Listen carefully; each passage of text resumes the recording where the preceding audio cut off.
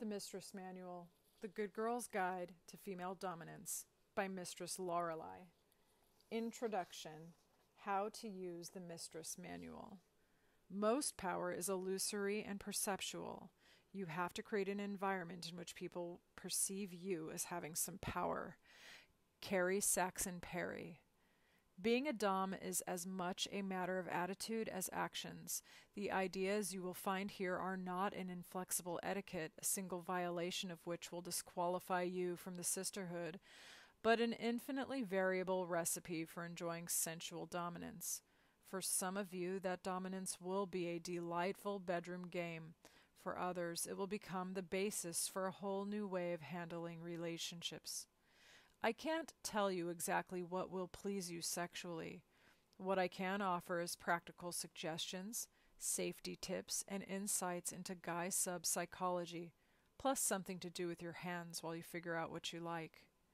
One thing I hope I can do here is help you understand and accept that it's okay to want sexual power, or any other kind of power, come to think of it. Although I've been thinking kinky thoughts and doing kinky things for most of my life, I encountered the same kinds of struggles in coming to self-acceptance as many doms. Perhaps most important, the Mistress Manual is the work not of a submissive male fantasizing about the perfect dominatrix, but by a practicing mistress herself, with the help and advice of various friends who also believe in maintaining a firm hand on the reins. I am not a professional dominatrix, but a happy amateur with years of experience in controlling a stubborn male submissive. Although that phrase may sound to an inexperienced mistress like a contradiction in terms, I assure you it is not. If submissive males were always compliant, the mistress's task would be considerably simpler, but possibly less fun. More on that later. What you'll get here is what, in my considerable experience, actually works. What is a mistress? To the vulgar-minded person, a mistress is a male's sexual plaything, pathetically eager to please the arrogant male who financially supports her, dropping every other interest, if she has any, to be at his beck and call for an afternoon tryst. In short, she is not mistress. He is master. How different our conception of a mistress. She crooks her little finger, and her male submissive rushes to obey. She declares her displeasure in no uncertain terms, and her vassal quivers in fright, knowing that his inevitable punishment will be severe. She lounges at her ease, and her sissy maid serves her, curtsying as he proffers a tray. She is strong, cruel, in command. He is powerless, punished, in submission. Yet both are happy. Far happier, I dare say, than the other sort of mistress and her keeper. The mistress draws her ideas and fantasies from a broad range of possibilities. There are 5 basic fantasy archetypes, but, since you're the dom, you don't have to adhere to any one of them. The patterns are, in fact, the basic male fantasies. It's helpful to understand them, but you need not feel bound by them. You can choose the activities and attitudes you like from any of these roles, and yes, it is possible to do the kind of heavy leather scene an Amazon enjoys, but with the tenderness of a nursemaid. 1. The affectionate nursemaid who teases, clysters, and chastises her diapered charge. 2. The stern governess who spanks, paddles, and canes a naughty schoolboy. 3. The harsh and exacting queen who demands constant service and punishes her sissy maid. 4. The cruel Amazon who mocks, dominates, and torments her sex slave. 5. The goddess who commands worship of her female beauty and divinity. There are, of course, other roles in other fantasies, but these 5 are the basic patterns of most guy sub-fantasies. More details on the 5 types of fantasies, how to identify and use them, is given in Chapter 9. As a skilled mistress, I understand how to employ these roles so as to take advantage of their subtle individual charms.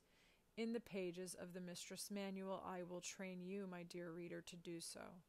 If you apply yourself to your lessons, you can learn to dominate your man for a lifetime, guaranteeing yourself continuing sexual pleasure and the satisfaction of a job well done.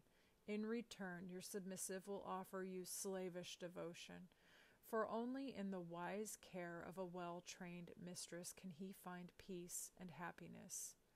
What makes this book different? Since the first edition of the Mistress Manual came out, a number of how-to books have become available for the eager but inexperienced dom. Yet this book is still different and valuable. For one thing, it is essentially written from a domestic discipline point of view. Although plenty of resources are available for doing great leather scenes, the domestic discipline world, by its very nature, has had far fewer realistic, down-to-earth discussions of technique.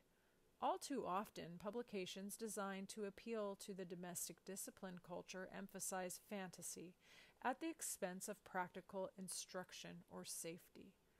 Domestic discipline and leather are different styles of power exchange play. See Table 1 for a detailed comparison of the two styles. Understanding which style you and your partner prefer is going to have a strong influence on how you approach a scene, what you say, even how you dress. Although there are plenty of overlaps between the styles, finding the attitude that works best for you and your sub can mean the difference between a successful scene and a failure. The domestic discipline style is based on psychodrama, the enactment of a sensual ritual where the dramatic structure of the fantasy is just as important as the physical sensations, perhaps even more important. This layer of fantasy can give scenes an enormous emotional power. Paradoxically, by distancing the submissive from his ordinary self, he is able to reach deep into his soul and feel things utterly forbidden. Instead of asking for pain directly, the submissive becomes a naughty boy who must be punished. Instead of saying, "I like cross-dressing because it makes me hot," he is forced into ruffles and lace by a cruel mistress. Of course, both players know that it is all done by consent, but the fantasy of non-consent is a vital part of the game. The world within the fantasy looks considerably different from the world outside it. One aspect that sometimes puzzles or offends leather people and vanilla folk alike is that within the fantasy all women are doms who must be worshipped and all men are naughty boys who must be controlled by a powerful woman. Yes, there are genuine female supremacists out there who really believe that males are nasty or helpless or childish and that women are innately superior. But there are many, many more doms who play with the idea during scene and put it away afterward. Although leather has its rituals and roles as well, there is a tough core of honesty in it. Submissives may sometimes be punished with pain, but more often they are beaten because the mistress wants to beat them and because they like it, even though it hurts.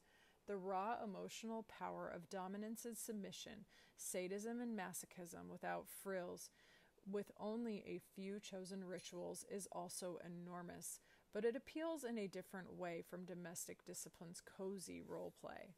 Domestic discipline and leather are also communities of kinky people.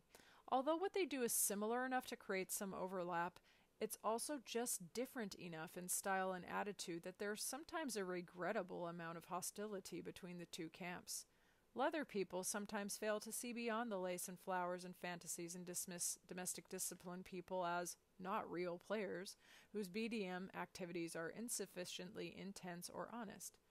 They have never seen a classic domestic discipline caning, which may leave wheals for 2 to 3 weeks.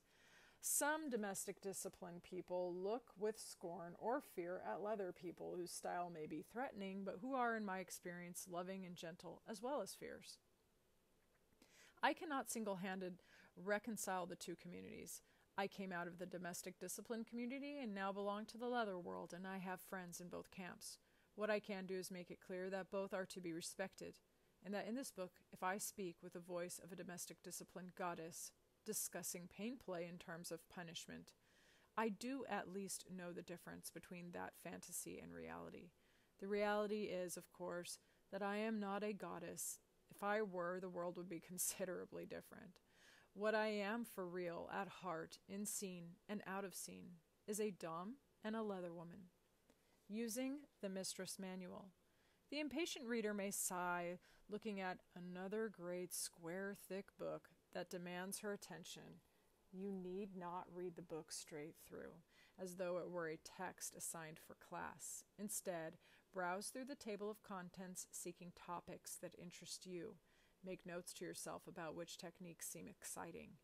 You may choose to allow your sub as a special treat to read a section or two of the book, but I strongly recommend that you do not permit him to read the whole book. Revealing a mistress's secrets is prejudicial to the maintenance of order, and if possible, you should avoid using harsh measures to reestablish your authority. Frankly, it isn't good form. A steady authority combined with a capricious taste in chastisements is not only more effective, it's better style. Moreover, your submissive will gain far more true satisfaction from a new and surprising punishment, especially if he believes you've created it just for him, than from any exercise from a book. Later on, however, when the punishment is more familiar, you should use anticipation to intensify his sensations. All things in their time. Instead of sharing the book with your submissive, why not discuss it with a friend who also enjoys female dominance? If you are unsure of her tastes, it could provide an effective opening for the discussion of your habits and fantasies. If you know her to be a mistress, reading the book together could spark fascinating discussions of theory and practice in which you both could learn new ideas. Few people need a support system as much as the mistress. Her entire existence is a rebellion against our patriarchal culture, and despite her strength, her isolation calls for the help and encouragement of her dominant sisters. Part 1. Becoming a mistress. Becoming a mistress, whether that means taking up sexual power, lifestyle power, or both, can be a challenge. Although some lucky young girls have never lost their magical sense of their own power and glory, too many women have had the authority crushed out of them at an early age. This section of the Mistress Manual will guide you through the process of claiming your feminine authority and entering the world of female domination. Chapter 1 is a catalogue raisonné of the many exquisite pleasures proper to dominant women and their male submissives. Experienced ladies will be refreshed by the listing, while girls new to the game will begin to understand the attraction of petticoat government, not just for themselves, but also for their subservient partners. Chapter 2 is designed for the reluctant dominatrix, a woman who fears to take up her scepter and call her queendom her own. Her partner may ardently desire to humble his male self at her feet, yet she resists. In this chapter, I offer some suggestions to convince the guilty or unwilling mistress to give female rule a try. In addition, I include a brief philosophical justification for female rule that should encourage even the most egalitarian young lady.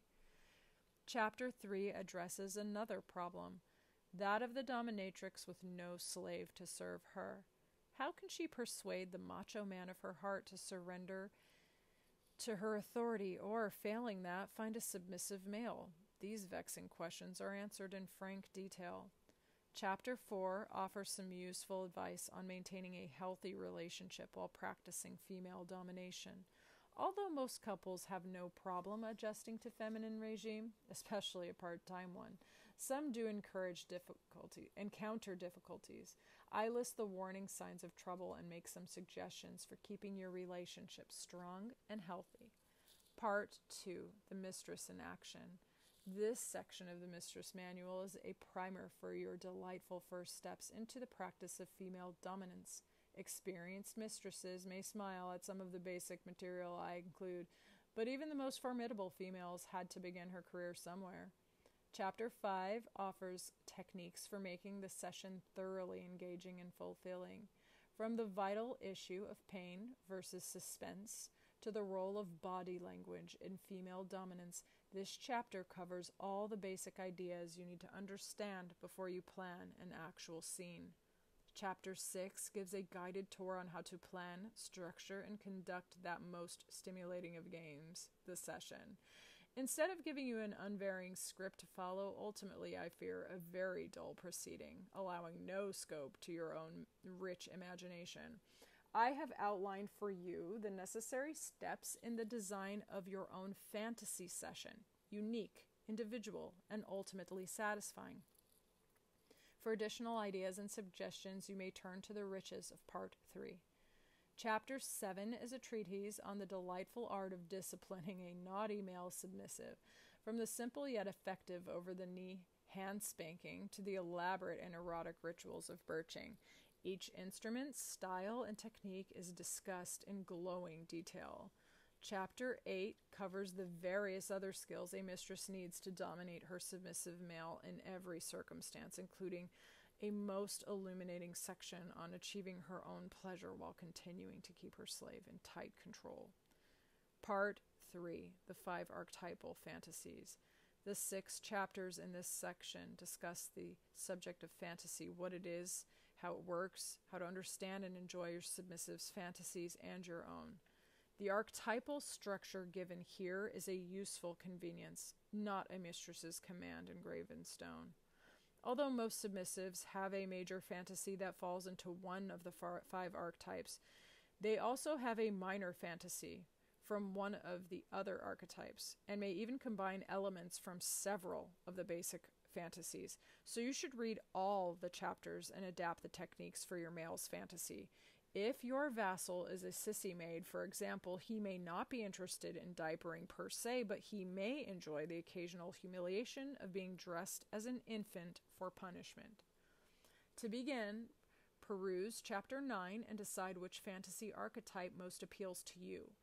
Then read the chapter in which the archetype is explained. You will find detailed information on the elements of the fantasy and specific hints on script, costume, setting, and props. I also reveal the skills you must develop to become an effective mistress, including detailed discussions of various levels and techniques of play, and a delineation of the needs of your submissive in each situation. As you may imagine, an Amazon slave has a very different set of needs, desires, and appropriate behaviors than a naughty schoolboy or a sissy maid. I then walk you step by step through a sample fantasy session, giving hints on what you and your submissive will be feeling and doing at each stage, how, when, and why to start the session, potential problems in the scene, and how to finish the scene in grand style. After you have found your fantasy and read up on it, browse through the other chapters, even those that least appeal to you. You may find unexpected treasures. If you are a natural Amazon, you may have never given a thought to the use of enemas, although you probably use butt plugs and other anal stimulation. Yet the instructions on careful administration of an enema can be readily adapted to your style, simply by altering the dialogue and changing the reason for using the technique, from punishing naughty thoughts to thoroughly cleansing a newly purchased slave, for example. Having claimed your authority and your power, you now have an abundance of ideas and techniques for exerting them. Enjoy the process. Your submissive certainly will. Assumptions and received ideas. In this volume, I've made several assumptions. In order to avoid the ennui of repeating certain warnings over and over again, let me state here that I am assuming that the two of you are involved in a lasting, monogamous relationship. Whether that is friendship or marriage or something between is up to you. That neither of you is HIV positive or that both of you are. That you are otherwise physically healthy and normal. That you are consenting adults, not kidnapped victims or children. That you are not seeking to harm one another emotionally or in any other sense. That you are reasonable and stable human beings. That you do not include third parties or fourth or eighths in your games without their full knowledge and informed consent. That you are using female dominance as a fantasy or lifestyle mutually agreed upon and agreeable. I am not responsible, legally, morally, or in any other fashion, for the mental, emotional, moral, or physical well-being of any reader who contravenes these rules, behaves irresponsibly, misreads instructions, suffers physical or emotional traumas, or has physical or emotional problems apparently arising from participating in fantasy play. In other words, you are grown-ups now and fully responsible for your own safety and help. Should you harm yourself or someone else during play, the fault is entirely and legally your own. Clear? Now you can begin having fun.